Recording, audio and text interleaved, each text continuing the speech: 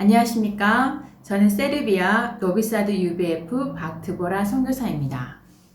제 인생 소감의 제목은 죽은 자가 열국의 어미로입니다. 요절은 히브리서 11장 12절 이러므로 죽은 자 같은 한 사람으로 말미암아 하늘의 허다한 별과 또 해변의 무수한 모래와 같이 많은 후손이 생육하였느니라. 파트 1 죽은 자와 같았던 나. 양쪽 모두 재혼인 부모님에게서 저는 1981년 5월 5일에 이미 일남 사녀가 있었던 아버지의 5째 딸로 태어났습니다. 아버지는 지병으로 제가 초등학교 2학년 때 돌아가셨습니다. 전라남도의 한 작은 섬에서 살았던 저희 가족들은 제가 초등학교 4학년 때 목포로 이사를 왔습니다. 제가 중학교 2학년일 때 엄마는 3번째 결혼을 하셨고 그 과정에서 이복 오빠와 언니들과 호적정리를 하고 남남이 되었습니다. 그런 아픔을 남긴 엄마의 결혼 생활은 새 아버지의 가정폭력으로 인해 결혼한 지 2년 만에 파경을 맞았습니다. 저는 어렸을 때부터 저를 부모님의 재혼으로 우연히 생긴 무가치한 존재로 여겼습니다. 게다가 중2 때 가족이 서로 싸우고 버리는 상황을 목격하며 인간의 사랑을 믿지 않고 깊은 혼란과 방황을 시작하게 되었습니다. 중3 엄마의 이혼 소송이 길어져 저를 협박하는 새 아버지를 피해 엄마의 고향인 제주도에 저와 동생만 이사오게 되었습니다. 저는 고등학교만 가면 고생 끝 행복 시작이라는 생각으로 뒤돌아보지 않고 고입을 준비하였습니다. 그리고 제주시 인문계 고등학교에 입학하였습니다.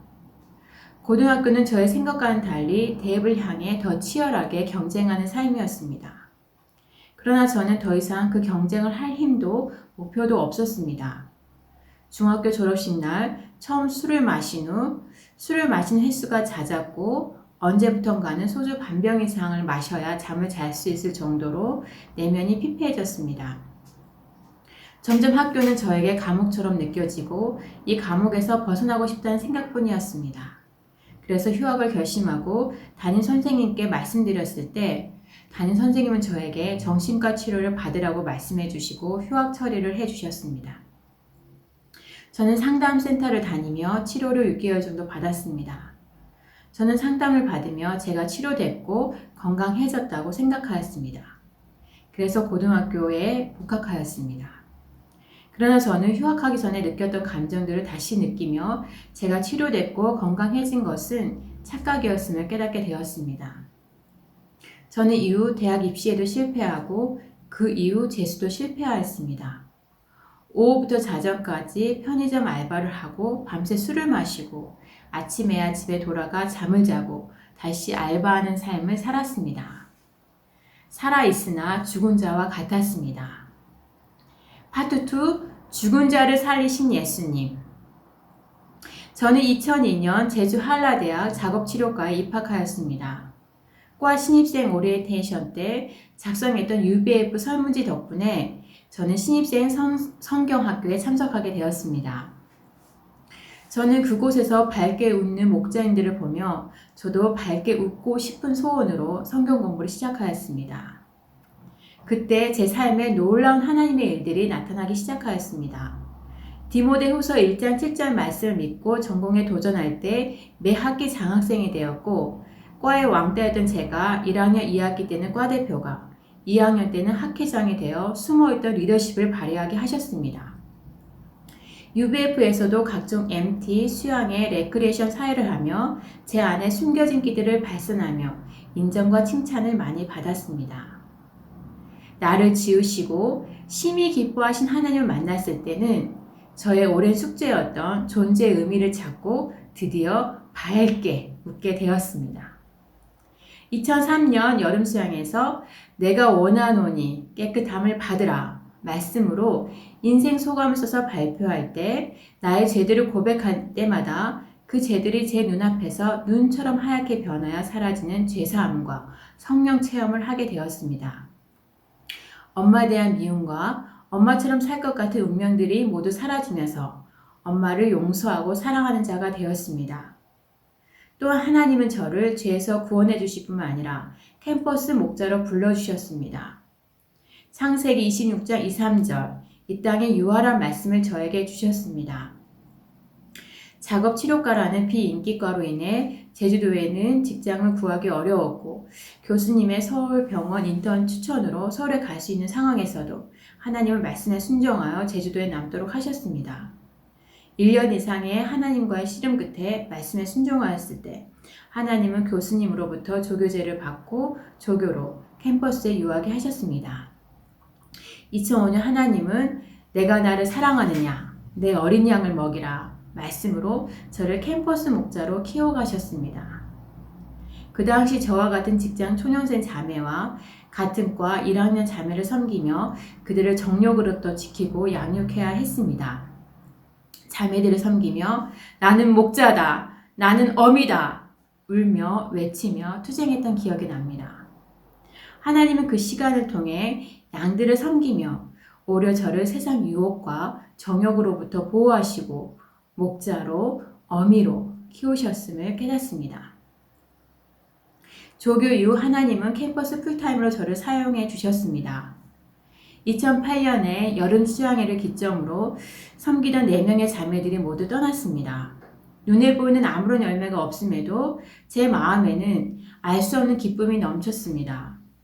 그 기쁨은 하나님의 부르심과 하나님의 말씀에 순종할 때 오는 기쁨이었습니다.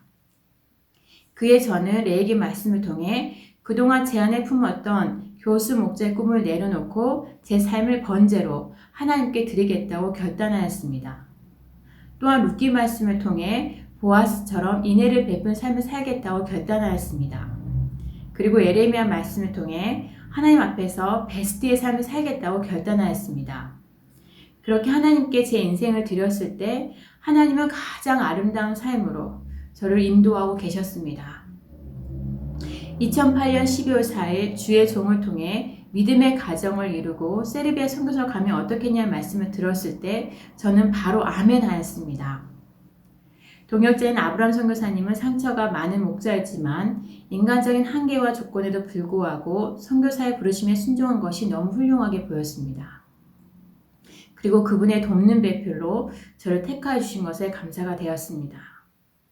저희가 하나님 앞에서 아멘한 순간부터 성령님의 도우심으로 큰 산 같은 문제들이 평지가 되게 하시고 정혼한 지 2달 만에 결혼을 하고 또 3주 만에 세르비아로 파송되었습니다. 그 당시 윤가열 선교사님이 하시던 사업을 인수해야 하는 저희들에게 사업 자금이 없었습니다.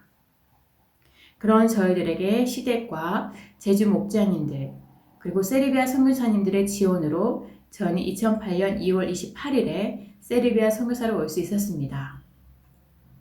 파트 3 열국의 어미로 키우시는 하나님. 저희 가정은 중국 상가에서 물건을 도매로 구입해 두 가게에서 소매로 판매하는 일을 하였습니다. 부업으로 가지도 하였지만 물질 자립과 비자 연장은 쉽지 않았습니다. 계속된 적자로 2012년에는 가게를 닫게 되었습니다. 그리고 물질 자립을 위해 가사 도우미며 태권도 용품 중개 일 등 다양한 일들을 하였습니다. 그중 가사 도우미 일은 스스로를 창피하게 생각하였습니다. 어느 날 크리스찬인 주인 언니로부터 선교사는 청소 같은 일 하면 안 되냐고 하나님의 영광을 위해서 열심히 하라는 말을 듣게 되었습니다. 그때 하나님은 저에게 요셉이 보디발의 집에서 어떻게 일했는지를 깨닫게 하셨습니다. 예수 그리스도를 통해 새 삶을 얻은 제가 하나님의 영광을 위해 현재 해야 할 일은 열심히 청소하는 것임을 깨닫고 열심히 청소하였습니다. 그럴 때 주인 언니는 자녀들의 한글 공부와 성경 공부까지 저에게 일거리로 주시고 따로 제 딸 요한의 유치원비까지 지원해 주셨습니다. 그런데 그해 9월에 주인 언니네는 다른 나라로 이사를 가게 되어 다시 물질자리 문제 앞에 서게 되었습니다. 그때 하나님은 히브리서 11장 15, 16절 말씀을 주시며 우리가 하나님 나라를 향해 가는 나그네요. 외국인으로서의 저희의 정체성과 신분을 깨닫게 해주셨습니다. 그리고 세르비아 땅에 계속 유하겠다고 결단하였을 때 하나님은 베오세 선교사님 추천으로 한국 회사에서 직원을 점심 저녁을 해주는 일을 하게 되었습니다. 가사 도우미로 일한 것이 이때를 위한 것임을 깨닫고 저는 감사와 기쁨, 기도로 일을 하였습니다. 때로는 혼자서 최대 30명의 점심을 만들어야 했지만 물질 문제와 비자 문제 없는 직장을 얻은 것이 너무나 기뻤습니다. 2015년 한국 회사가 다른 나라로 이전하게 되어 저희 가정은 다시 직장을 잃었지만 하나님은 다시 새로운 직장을 주셨습니다. 그리고 2017년 다시 직장을 잃고 하나님은 조용히 저를 돌아보게 하셨습니다. 물질 자료를 통해 선교사로서 인정받고 안정된 삶을 살고자 노력했지만 오히려 물질 자립은 어려워지고 세 자녀의 엄마로서 선교사로서 무거운 십자가에 눌려있는 자신을 보게 하셨습니다. 하나님이 이런 저에게 먼저 그의 나라와 그의 뜻을 구하는 삶, 떡으로 사는 것이 아니라 하나님의 말씀으로 사는 삶을 깨닫게 해주셨습니다. 그리고 그 삶을 성령님과 동행하며 함께 살아내는 것임을 깨닫게 해주셨습니다. 또한 이스라엘 백성들이 광야 훈련을 통해 거룩한 백성 제사장 나라로 변화되었듯이 저를 거룩한 백성 제사장 나라로 키우고 계신 손길을 깨닫게 하셨습니다. 그리고 장례방향 앞에 기도할 때 하나님 창세기 17장 1절 나는 전능한 하나님이라 너는 내 앞에서 행하여 완전하라 말씀으로 한국어 교원 자격증을 취득하여 캠퍼스에 들어가는 비전을 주셨습니다. 한국어 교원 자격증을 취득하는데 최소 2년이 걸리는데 그동안 물질 자립은 어떻게 해야 할지 막막하여 하나님께 물었습니다. 그리고 그 표징을 보여주시면 하나님의 뜻인 줄 알고 아멘 하겠다고 고백하였습니다. 하나님께서 저에게 그럼 2년간 물질 자립에 대한 걱정이 없다면 넌 이 일을 할 수 있겠니? 라고 물으셨습니다. 저는 네 물론입니다. 캠퍼스 영혼들에게 복음과 생명을 전하고 싶습니다. 919 연방에 다가가겠습니다. 라고 고백하였습니다. 그때 하나님은 히브리서 11장 1절부터 3절 말씀으로 보이지 않는 것들을 바라고 믿고 순종하도록 하셨습니다. 하나님은 저에게 한 단계 더 높은 믿음을 요구하셨고 저의 가정을 위해 중보해 주시는 많은 목자님들과 선교사님들의 도움과 믿음으로 도전하여 2019년 4월에 한국어 교원 과정을 모두 마쳤고 2019년 11월에 한국어 교원 2급 자격을 취득하였습니다. 그리고 하나님은 약속대로 2020년 세르비아 제2도시 노비사드 대학교가 운영하는 세종학당 운영요원으로 저를 인도하셨습니다. 하나님은 유럽 1700대학 중 하나를 저의 가정을 통해 개척하게 하셨습니다. 그리고 노비사드 대학교 기술과학대학 그래픽 디자인 4학년 고랑가 자매님을 만나 섬기는 은혜를 주셨습니다. 하나님의 은혜로 작년 2월에는 저희 가정에 영주권을 주심으로 세르비아에 안정적으로 거할 수 있게 하셨습니다. 저는 현재 내 아이의 엄마요, 한 남자의 아내요, 학당 운영요원이요, 한국어 선생님으로서 한 양을 섬기는 목자로 살고 있습니다. 제 인생의 30 이후를 그려보지 못했던 자를 하나님은 구원하시고 열국의 어미로 키워가시는 그 은혜와 사랑의 손길로 인해 감사합니다. 나의 나된 것은 모두 하나님의 은혜요. 저와 저의 가정과 세르비아를 위해서 기도해 주시고 섬겨주시는 제주 목자님들과 선교 동역자님들, 한국, 유럽, 세계 UBF 목자님들의 지원과 격려 덕분입니다. 감사하고 사랑하고 존경합니다. 한마디, 죽은 자를 구원하시고 열국의 어미로 키우시는 하나님의 사랑,